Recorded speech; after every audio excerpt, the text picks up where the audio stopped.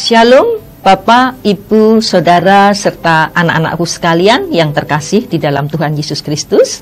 Kita naikkan puji dan syukur kepada Tuhan karena Dia sungguh amat baik bagi kita. Selamat bertemu kembali dalam program Sapaan Harian GKJ Manahan, Surakarta. Hari ini kita akan kembali merenungkan sebagian firman Tuhan, dan untuk kali ini kita mengambil dari kitab Roma. Mengenai kitab Roma merupakan sebuah surat yang ditulis oleh Rasul Paulus dan ditujukan kepada jemaat Tuhan di kota Roma. Dan tentang Rasul Paulus sendiri kita ingat, dulunya dia dikenal dengan nama Saulus, seorang penganiaya pengikut Tuhan Yesus. Namun kemudian dia bertobat setelah Tuhan Yesus sendiri menjumpainya dan berbicara kepadanya. Nama Saulus berganti menjadi Paulus, dan dia dipakai oleh Tuhan dengan sangat luar biasa. Baik, kembali ke topik kita. Surat Paulus yang akan kita renungkan yaitu dari Roma 16 ayat 19 yang tertulis demikian. Kabar ketaatanmu sudah terdengar oleh semua orang. Sebab itu aku bersuka cita tentang kamu. Tetapi aku ingin supaya kamu bijaksana terhadap apa yang baik dan bersih terhadap yang jahat. Ada dua hal yang disampaikan oleh Paulus kepada jemaat Roma dalam ayat tersebut. Yang pertama, rasa sukacita yang dirasakan oleh Rasul Paulus, dan yang kedua adalah tentang nasihat yang ditujukan kepada mereka. Yang pertama, Rasul Paulus merasa bersukacita. Mengapa? Ayat 19a mengatakan, kabar ketaatanmu telah terdengar oleh semua orang, sebab itu aku bersukacita tentang kamu. Ya, Rasul Paulus bersukacita karena jemaat Roma adalah jemaat yang hidup dalam ketaatan kepada Tuhan. Dan ketaatan mereka diakui oleh banyak orang, bahkan Rasul Paulus mengatakan semua orang. Baik yang melihat mereka secara langsung maupun yang mendengar tentang mereka, tentang bagaimana cara mereka hidup. Mereka sungguh-sungguh bertekun dan taat pada Tuhan, melakukan apa yang benar di mata Tuhan, dan menjauhkan diri dari apa yang tidak Tuhan berkenan. Pertanyaan untuk kita, apakah kita juga sudah menjalani kehidupan ini seperti jemaat di Roma saat itu? Hidup dalam ketaatan sepenuhnya kepada Tuhan. Atau apakah kadang atau bahkan mungkin kita masih sering menuruti kata hati atau keinginan kita sendiri? Yang kedua, mengenai nasihat Rasul Paulus kepada mereka. Ayat 19b tertulis, tetapi aku ingin supaya kamu bijaksana terhadap apa yang baik dan bersih terhadap apa yang jahat. Ada dua pesan atau nasihat yang disampaikan Rasul Paulus, yaitu supaya mereka hidup dengan bijaksana dan bersih.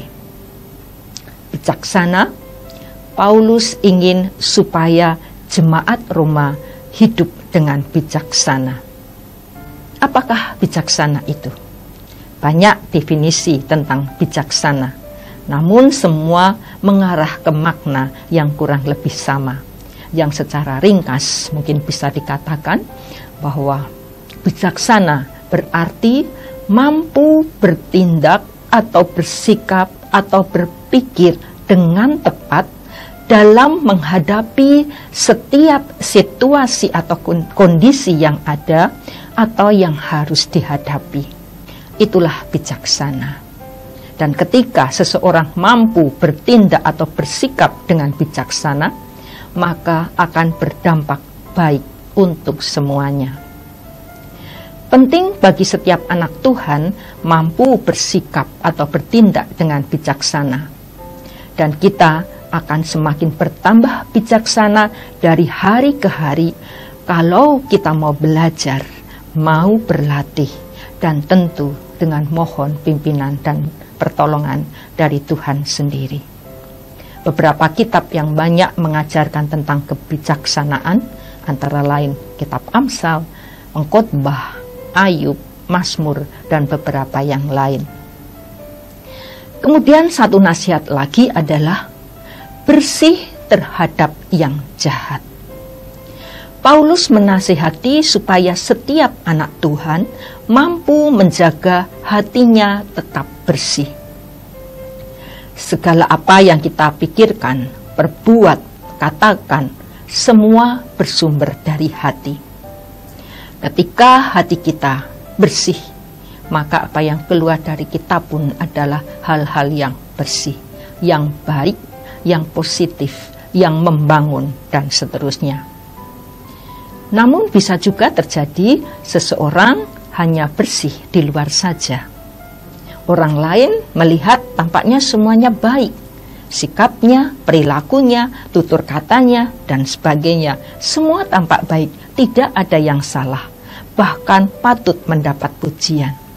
Tapi sebenarnya di dalam hatinya yang tidak bisa dilihat orang lain, yang terjadi adalah sebaliknya. Mungkin ada kemarahan di sana, iri, dengki, cemburu, dan sebagainya. Nah, jika kita tidak mawas diri, maka hal itu pun bisa terjadi pada kita.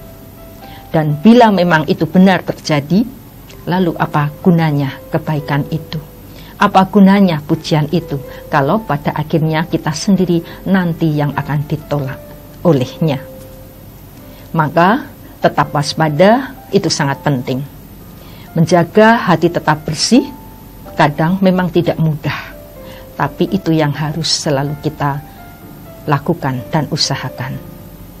Dalam Amsal 4 ayat 23 ditulis, jagalah hatimu dengan segala kewaspadaan, karena dari situlah terpancar kehidupan.